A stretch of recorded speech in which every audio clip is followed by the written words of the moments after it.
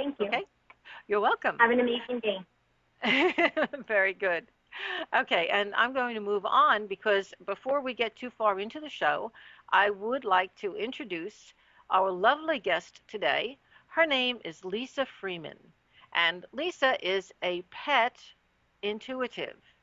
Lisa, according to the biographical information she has given me, she has a background in psychology and in counseling.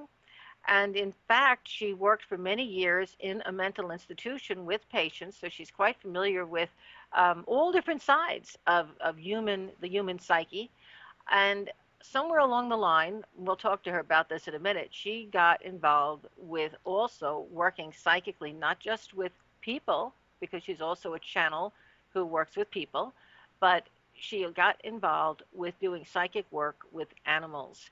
And I invited her to be on the show today because we had a wonderful question from someone right at the end of our show last week that was about how to develop her own gift of working with animals. And so, of course, Lisa and I have known each other for many, many years.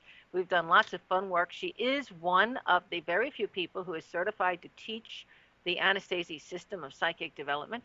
So, welcome, Lisa Freeman. Hello, Lisa. Hi, Sandy. How are you? Oh, I'm great. I'm good. And I want to welcome you to Infinite Chat, to the Psychic Hour. And I think the first thing I would really like to do, if you would just bear with me for a moment, is to ask you some of the questions that Debbie C. offered last week. Um, she asked first how she could get more in tune with both horses and other animals so that she would be able to help them. And what would you suggest? Um, First and foremost is start working with them. I know a lot of people are hesitant because they want to be able to walk straight up to an animal and automatically already know what it is that they feel that they should know to do this kind of work. But you really have to connect with the animals. So you have to work with the animals. You have to experience the energy of the animals. You have to learn to listen with a different set of ears. You've got to learn to feel the energy. Huge suggestion. Start working with them. Go to your friends, your family, your own pets. Take time to sit down with them, hold them, just kind of close your eyes, and become one with the animal. I know that sounds kind of silly, cliche, but that's really what you do is become one with their energy, so that you can get closer and fully understand what their vibration, their energy is all about. Thank you. I think that's an amazing and really accurate bit of information. Um, can I also ask you a little bit about your background here? When did you first realize yourself that you had a gift, not just for, attracting animals? Obviously, you do that. But when did you realize that your gift was actually a psychic gift, that you could get in touch and talk to them and find out what it was they wanted or needed?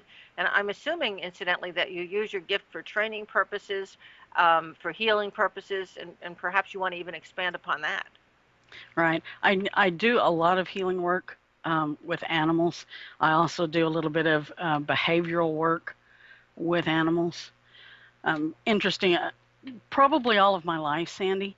I don't think that we fully realize what we're doing, although I think that we all have psychic ability. We all have healing ability. And I think that starts from day one, from the minute that we're born. When did I really realize that I was doing something was probably about 20 years ago, when I had a puppy that I had had for about 17 years. And she became very ill. And I sat down with her one day, just like I'm telling Debbie to do, to get in tune with her energy. It just felt right. It's kind of like women's intuition. It just felt right to hold her. And as I was holding her and I was closing my eyes and just getting in tune with how she felt, I started noticing different parts of her body felt different to me. And the back of her was to me feeling like loss of energy, if you will. the front had a lot of energy. So my hands just kind of went to where they needed to go, and I felt this heat start going into her body. So that was an energetic connection with her. It was a healing energy for her. And it probably wasn't 3 days later that she was up and she was running and playing and eating and just being a puppy again at 17. Wow. And so yeah, it was probably then that I realized, there's something to all of this energy work that I've heard about that I was never really into. And of course, I've always had a passion for animals because animals have always been around me. So yeah, that's probably when it really kicked off that I realized that there was a little bit of healing energy going on, and I needed to explore that and learn more about that and see if I could actually repeat it again. So I studied. I went online and studied and read books. And now I'm assuming that now you actually do work with laying on of hands to heal animals, as well as read the animal for their owner, so the owner would be able to connect better or correct behavioral patterns. Is that I absolutely do. How you work? I do what I call energy work on the animals. At the same time, kind of doing a reading for their person. Because if you're working with an animal, you need to also work with the person, or it's my belief that you do, so that the person understands what you're doing for the animal so that they can learn to do that also. Amazing. So yeah, I now, do you always have to see the animal, or do you do any of this work online or on the telephone? I can do it on Skype. I can do it on the telephone. I can do it in person. It's all an energy connection, just like for me doing a tarot reading on the telephone. So what I do is just visualize the animal in front of me, and I'm actually still using my hands. If you can see what I'm doing here, I visualize the animal, and I'm going from side to side with my eyes closed, feeling the animal's energy, even though they're not sitting right in front of me. It's a phenomenal thing to be able to do that.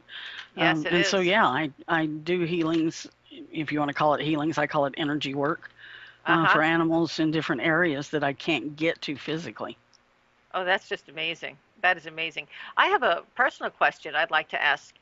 Sure. I recently had a animal, one of my own pets, that was quite ill, and I normally go to a vet that I've been seeing for 20 years, and I took her to a different vet that I had heard was very intuitive, and sure enough, this new vet was able, almost before he even put his hands on her, he was able to tell me just what was wrong before the x-rays, before he even looked at anything else. So my question to you is, do you think that a lot of people who have gifts similar to yours are actually drawn into veterinarian medicine? Is that one of the reasons, one of the things that might draw them into it? Oh, absolutely. Absolutely. And I think the animals help push us into working with them. Yeah. And again, that sounds a little silly, but animals tend to find you. It's like, Debbie wanting to know how to explore this or get more into it, and I'm saying go out and find the animals. Well, also pay attention to the animals that find you. And so, yes, I fully believe that most veterinarians are going to be highly intuitive when it comes to working with animals, and that's why they're in the profession that they're in. Yeah, I was absolutely amazed with this particular vet because he diagnosed something at the time that I was absolutely certain was not even possible.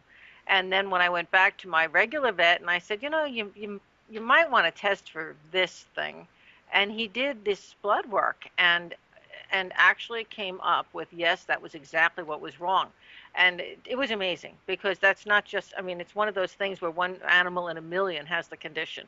So for him to be able to diagnose it without any tests or anything, that said to me, okay, we've got a psychic vet here. And he would never obviously say he was psychic. He just, from his point of view, that was a hunch. Right. And they have a lot of really great hunches.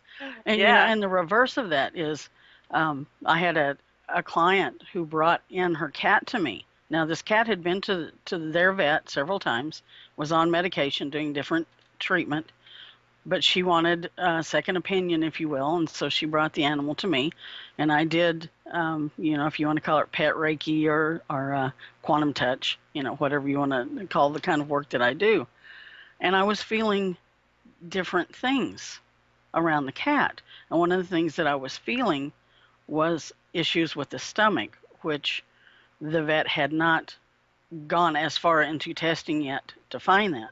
And, one of the first things that I tell my clients is, I am not a vet, I'm not a medical doctor. Please take your animal to a doctor, to a vet, even after I see them, and get their medical expertise on it. So what we Yes. did is we worked with this animal, and I felt the stuff in the stomach area.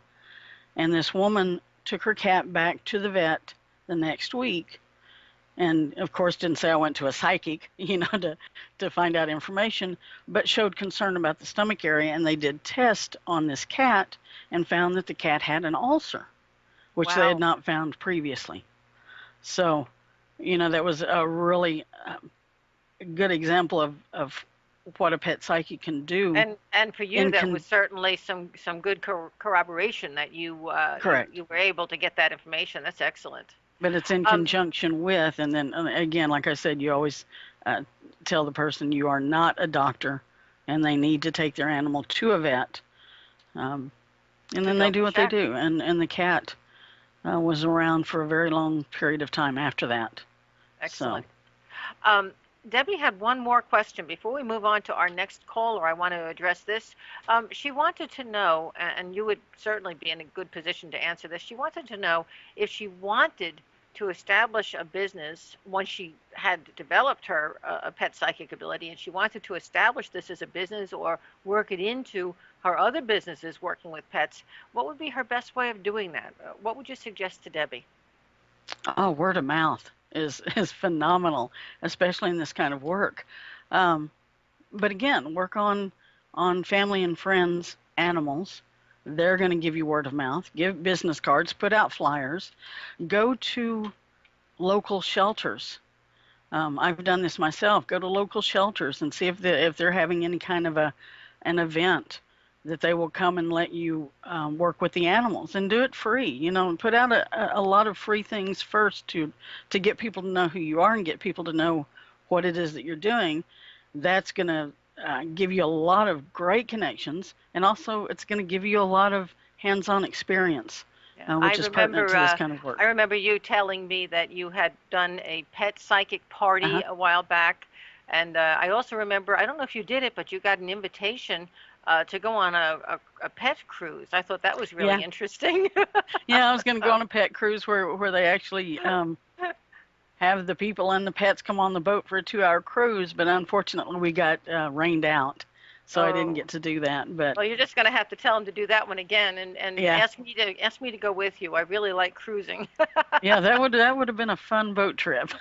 Yep. So We're going to take our next caller, and our next caller is Julie from Massachusetts. And Lisa, please stay on the line because Julie may have some questions she'd like to direct to you as well. certainly. Julie, are you there? Yes, hello, Sandy. How are you today? I'm really good, Julie. I'm loving July already. So how are Good. you?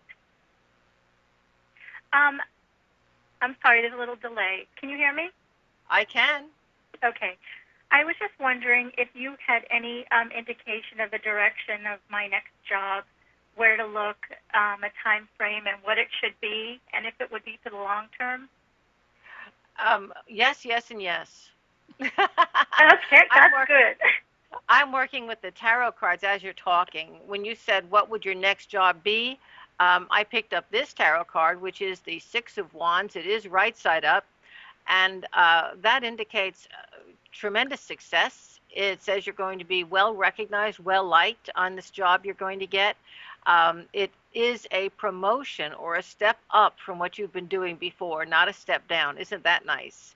Okay, Yeah. so, and I see a lot of support from people around you. You asked me when, and the next card I picked is this Ace of Wands, which talks about one. Now, that could be after the first of the year, but my intuition is saying probably within a month. I think you're going to not be unemployed for very long at all. And again, right side up, this is a quick, intense, pretty nice new beginning.